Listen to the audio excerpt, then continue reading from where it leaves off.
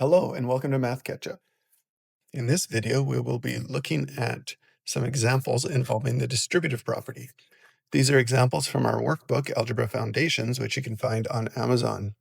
If you're finding the videos helpful, don't forget to like and subscribe for more tutorials and worked examples. Let's get started. All right, our first problem is a level 1 problem, and you can see the instructions say to expand.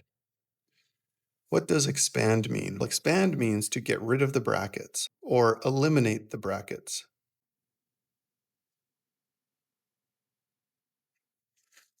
So how do we eliminate the brackets? Well, the distributive property means we are taking whatever is outside the brackets and we are distributing it through the brackets. And we do that through multiplication. So first of all, let's look inside the brackets. Inside the brackets, we can see we have two terms. We know that because in a polynomial, terms are separated by addition and subtraction signs. So in this case, we have a two-term polynomial, which we call a binomial. Our first distribution is we're going to distribute the 8 into the 2x term, and we do that by multiplying.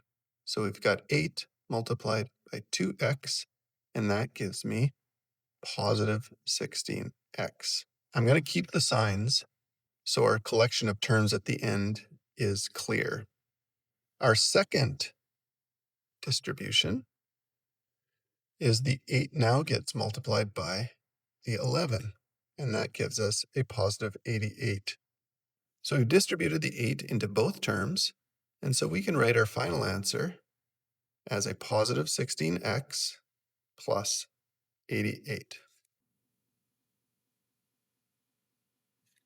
All right, for level 2, we're going to do the exact same thing, but now we have a larger polynomial inside the brackets. In this case, we can see it's separated by two addition signs, so that means we have 3 terms, which is called a trinomial. It doesn't change anything. We are still going to distribute the term outside the brackets through everything inside the brackets. So our first term, outside the brackets, we have y cubed. We multiply it by the first term, which is a positive y cubed, which gives us y to the power of 3 plus 3, which is y to the power of 6. And that term is positive. So you'll notice we used one of the exponent rules here. In this case, we used the product rule. So remember, the product rule says that if you are multiplying two powers that have the same base, you simply add the exponents. Let's see how that works with our second distribution. Our second distribution has our term out front, y cubed, multiplied by our second term, which is a positive y squared. We have the same base, so we can use our product rule. 3 plus 2 are our exponents, which gives us a positive y to the 5. And then our final distribution is the y cubed out front multiplied by the y. It has an invisible exponent, so we know it's a 1. We can add the exponents again, and we get a positive y to the 4th. So we've done all the distribution. Now we simply collect all our terms, and we have y to the 6th plus y to the 5 plus y to the 4th. These all have different exponents, so they are different powers, meaning we cannot add them together. We cannot do anything with them.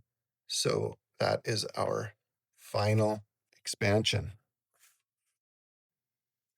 Okay, for our level 3 problem, it looks similar to the first one in that we have a binomial, but we are going to use the product rule again,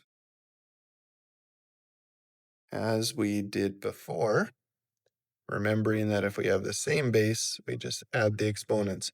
The only thing that makes this tricky is that we are now dealing with fractional exponents. But we're going to do the exact same method. And if we remember how to add fractions, it should be simple.